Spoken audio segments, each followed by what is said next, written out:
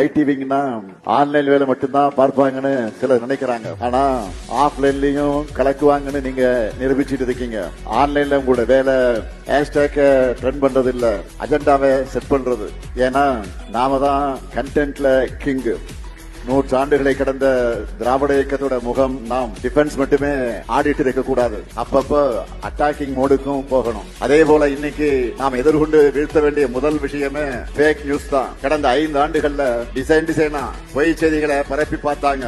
அவங்க எண்ணம் நிறைவேறல. இன்னும் சொல்லணும்னா அவங்களுடைய பிளான் எல்லாம் அம்பலப்பட்டு அவமானப்பட்டு நிக்கிறாங்க. களத்திலையும் ஆன்லைன்லயும் நாம சரியா செயல்பட்டோம்னா நம்முடைய டார்கெட்டை நாம நிச்சயம் அச்சீவ் பண்ணிடுவோம். அதுக்கு அடித்தளமா தான் இன்னைக்கு ஆடுகளம் செயலிய லான்ச் பண்ணி இருக்கோம். கட்சியில உறுப்பினரா நிர்வாகியா இருந்து உழைக்கிற செயல் வீரர்கள் எல்லா கட்சியிலும் இருப்பாங்க. ஆனா அடிப்படை உறுப்பினரா கூட இல்லாம கொள்கைக்காக இணையத்துல களமாடுகிற தோழர்கள் திமுகவுக்கு மட்டும்தான் உண்டு.